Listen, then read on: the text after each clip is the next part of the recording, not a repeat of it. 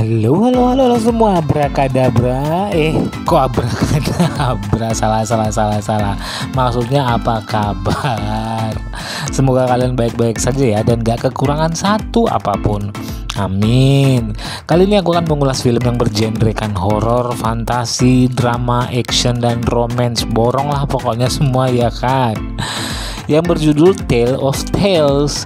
Film ini dibintangi oleh Salma Hayek sebagai Queen Longtrellis, Toby Jones sebagai King of High Heels, Vincent Cassel sebagai King of Strongcliff, John C. Reilly King of Longtrellis, kok rada sulit ya nyebutnya, Bebe Cave sebagai Violet, Shirley Henderson sebagai Ima, Stacey Martin sebagai Dora, Christian Lee sebagai Elias. Dan film ini disutradari oleh Matteo Garrone. Cuslah kita mulai aja, kebanyakan ngobras. Untuk dipahami juga bahwa cerita dalam film ini akan ada 3 sequel ataupun 3 cerita yang berbeda, tapi semuanya berhubungan. Nah, cerita yang pertama diawali dengan ditunjukkannya seorang raja yang hidup dengan bergelimang harta, di mana dia selalu merasa kesepian dan mendambakan seorang pendamping di hidupnya. Tapi nggak ketemu-temu juga, kasihan ya. Dan dia juga menghabiskan hidupnya dengan mabok-mabokan dan gonta-ganti pasangan. Duh, nggak takut Aida Mustafa apa ya? Ya itu dah pokoknya. Pokoknya itu bahasa gaulnya Debbie Sahartian kalau kalian tahu. Anyway, scene berikutnya diperlihatkan dua orang anak tua bersaudara kembar bernama Dora dan Ima. Dora cenderung memiliki sifat yang lihai berbohong, dan Ima cenderung memiliki sifat yang polos. Di usia mereka yang udah senja ataupun tua ataupun tuir, mereka sama sekali belum pernah dijamah oleh seorang pria. Ayo, siapa yang minat? Nah, keesokan harinya raja mendengar nyanyian seorang wanita dari balkonnya dan terdengar sangat merdu, yang mana suara itu berasal dari rumahnya si Dora dan Ima. Sampai raja berniat melihat dan berkenalan dengan wanita itu. Ketika dia mengetuk pintunya, Ima pun mengatakan ke raja itu bahwa mereka tidak seperti yang ia bayangkan. Dan Dora mencegah Ima untuk memberitahu sang raja bahwa mereka udah tuir. Dan Dora juga mengatakan dari balik pintu untuk memberikan mereka waktu selama seminggu untuk bisa bertemu dengan sang raja. Dan sang raja pun menyetujui permintaan mereka. Of the world, your rosy maidenly finger. Keesokan harinya, Dora dan Ima mencoba semua cara supaya mereka terlihat muda. Dora membuat herbal dan membalutnya di salah satu jarinya. Tapi ketika dibuka jarinya, tetap terlihat masih keriput. Dan Ima menyedot jarinya, dan dia lihat kulit jarinya menjadi lebih kencang. Nah, 1 minggu kemudian sang raja pun datang dan ingin menemui mereka. Dora pun memaksa Ima untuk mengeluarkan jarinya untuk dilihat sang raja. Dan sang raja pun mengatakan dia sudah mendapatkan gadis yang selama ini dia cari. Dora dan Ima pun semakin bingung mendengar apa yang dikatakan raja tadi. Dan lagi-lagi si Dora punya ide gila. Dia meminta raja untuk mematikan semua lampu dan penerangan yang ada di istana ketika dia datang nantinya untuk menemui sang raja. Nah, malam harinya Dodo meminta Ima menempelkan lilin ke seluruh tubuhnya supaya kulitnya itu terlihat kencang dan seperti muda lagi. Aduh, ada-ada aja ya. Nah, malam harinya Dora pun menemui sang raja, dan akhirnya sang raja jatuh di pelukan sang nenek Dora. Dan keesokan paginya si raja melihat ternyata yang ia tiduri adalah seorang nenek gambreng yang tidak sesuai dengan yang ada di bayangannya sebelumnya. Sang raja pun memanggil pengawal dan meminta mereka untuk melempar sang nenek dari jendela ke luar balkon. Tapi ketika si nenek dilempar, tiba-tiba dia nyangkut di pohon. Dan untungnya seorang penyihir datang untuk menyelamatkannya, walaupun Dora pingsan setelah dilempar dari luar jendela. Si penyihir pun menyihir Dora untuk kembali muda. Dan alhasil ketika Dora terbangun dari pingsannya, dia terlihat muda dan super cantik. Dan ketika sang raja mau berburu ke hutan, dia melihat gadis cantik yang sedang berjalan di tengah hutan. Padahal itu si Dora ya kan. Nah, di situ raja langsung jatuh cinta dan ingin meminang sang gadis. Dia pun membawa gadis itu ke istana dan membuat pesta meriah untuk menyambut kedatangannya. Sang raja pun mengundang Ima untuk datang ke pestanya. Nah, ketika pesta dimulai, Dora menarik Ima ke tempat yang sepi dan mengatakan bahwa dia adalah Dora. Ima pun bingung gimana caranya Dora bisa terlihat muda lagi. Dan Dora kasih tahu bahwa dia menguliti kulitnya sendiri dan membuatnya jadi muda. Si Ima pun langsung percaya dan pergi ke pandai besi dan meminta pandai besi untuk menguliti kulitnya. Gila. Nah, awalnya pandai besi menolak permintaan si Ima. Tapi Ima memberikannya sejumlah uang dan pandai besi itu pun akhirnya mau. Dia membawa Ima ke sebuah hutan yang sepi dan mulai menguliti Ima hidup-hidup.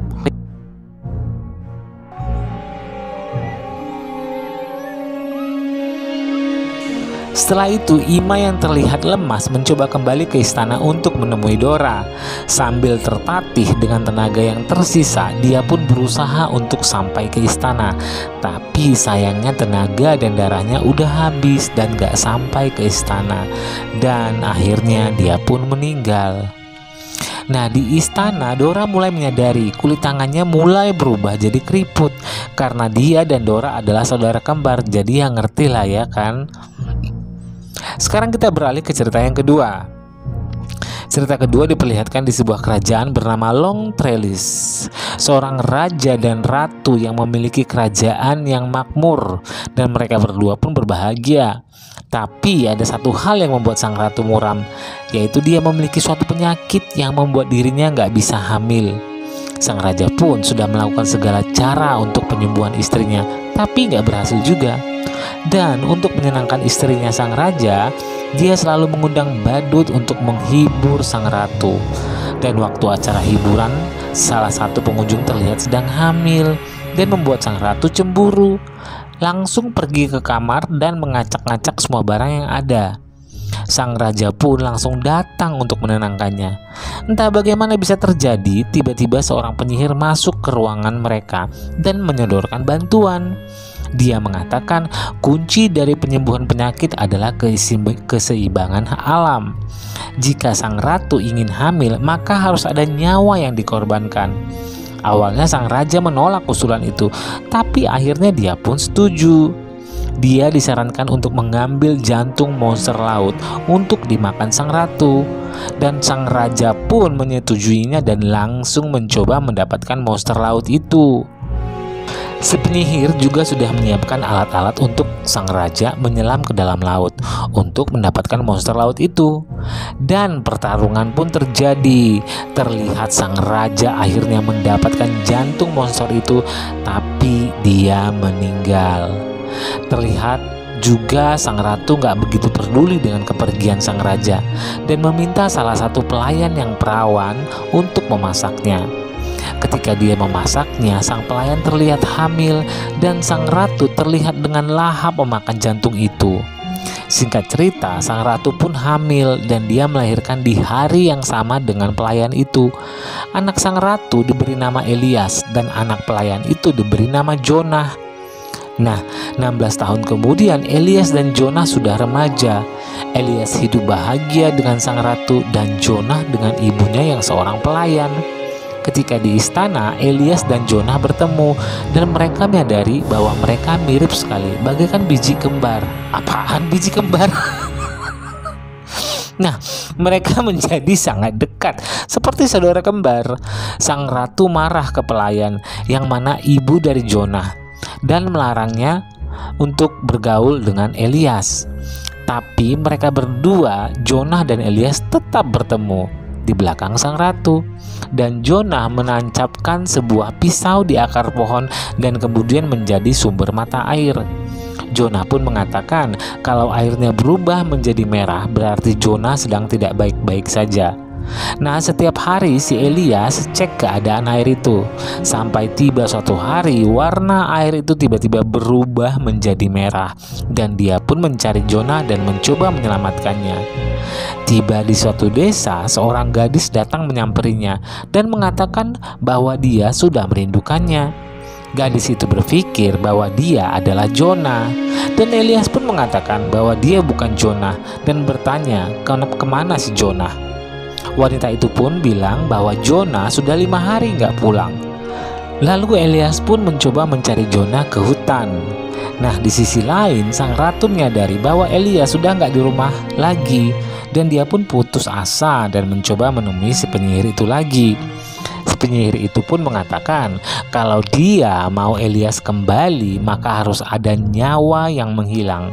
Dan sang ratu pun mengikuti penyihir itu. Setelah itu Jonah terlihat sedang terluka di sebuah goa entah berantah. Lalu tiba-tiba seekor kelelawar raksasa datang untuk menyerang Jonah. Dan Elias pun mendengar teriakan Jonah dan langsung menusuk kelelawar itu. Nah, setelah kelelawar itu tertusuk, kelelawar itu pun tiba-tiba berubah menjadi ibunya. Aduh. Dan Jonah dinobatkan menjadi raja. Lanjut cerita ketiga. Cerita berikutnya kita lihat ada seorang raja bernama Raja High Heels yang memiliki penyakit gangguan jiwa karena ditinggal oleh istrinya yang sudah meninggal. Dan dia juga nggak begitu memperhatikan anaknya yang cewek bernama Violet. Suatu hari Raja High Heels melihat Violet digigit oleh seekor kutu. Bukannya kutu itu dibunuh, malah dia dijadikan binatang peliharaannya. Beberapa waktu kemudian kutu itu pun menjadi besar setelah dirawat oleh raja itu. Entah kenapa kutu itu pun tiba-tiba mati dan raja terlihat sangat sedih dan gak rela. Akhirnya dia pun menguliti kutu itu. Selanjutnya Violet mengabarkan ayahnya kalau dia mau menikah. Dan ayahnya pun memberikan persetujuan dengan satu syarat. Siapapun yang bisa tahu kulit apa yang dia pajang di istana akan menjadi suami anaknya. Dan ketika semua satria-satria ganteng tiba untuk mengetahui itu kulit apa, Violet pun kecewa karena nggak ada satupun dari mereka yang bisa menebak. Dan akhirnya salah satu kesatria burung rupa pun tiba di istana dan ingin ikut sayembara. Dan ketika dia memulai, dia hanya mencium kulit itu dan mengatakan bahwa itu adalah kutu. Violet pun langsung berlari ke belakang dan coba melompat dari balkon untuk bunuh diri setelah mengetahui calon suaminya kayak gitu mukanya. Nah, ayahnya pun mencoba untuk menenangkannya dan memohon agar tidak melakukannya. Dan akhirnya Violet pun bersedia menikah dengan si buruk rupa dan tinggal bersamanya di sebuah goa di pinggir jurang. Setiap hari Violet terlihat sedih dan menangis dengan apa yang ia alami. Esoknya ia melihat seorang perempuan berada di dekat jurang itu dan Violet mencoba untuk meminta pertolongan. Tapi wanita itu malah pergi dan mengira Violet orang gila. Nah, keesokan harinya Violet didatangi oleh teman-temannya dan mencoba menolongnya dengan tali. Akhirnya si Violet selamat. Tapi si buruk rupa terjun dari atas jurang. Nah, setelah merayakan keselamatan Violet di tengah jalan, mereka dihampiri si buruk rupa. Jangan tanya kenapa dia bisa masih hidup ya. Dan si buruk rupa pun membunuh semua orang yang di sana karena dia pikir mereka ingin menculik Violet dan mereka semua pun dibantai.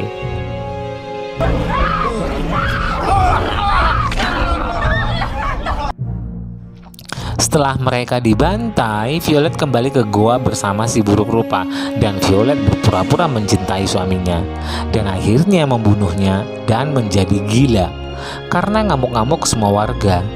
Setelah itu dia pun kembali ke istana dan membawakan kepala suaminya di depan ayahnya. Dan di situ ayahnya pun sadar bahwa apa yang ia lakukan selama ini adalah salah. Dan dia pun menyerahkan tahtanya ke Violet. Dan film pun berakhir. Nah, dari film ini menunjukkan benang merah yang sama di setiap cerita, yaitu hasrat. Setiap karakter utama dalam tiap cerita menunjukkan hasrat yang hanya bisa dipuaskan oleh tindakan kejam. Namun, hal itu pada akhirnya kembali ke diri mereka sendiri. Marilah kita menjaga diri kita untuk tidak larut dalam keinginan yang tidak bisa kita capai, yang justru hanya akan memperburuk keadaan. Belajar menerima keadaan dan selalu bersyukur akan apa yang kita miliki. Karena kebahagiaan itu bukan tentang apa yang kamu miliki, tapi bagaimana kamu menikmati apa yang kamu miliki. Begitulah kira-kira ya, Bo. Dalam banget sih ya. Jangan lupa semuanya untuk subscribe channel ini biar aku bisa memberikan ulasan-ulasan film terbaru lainnya, dan tulis di kolom komentar film apa lagi yang mau aku ulas, biar kalian bisa selalu mendengarkan suaraku yang imut-imut dan seksi ini.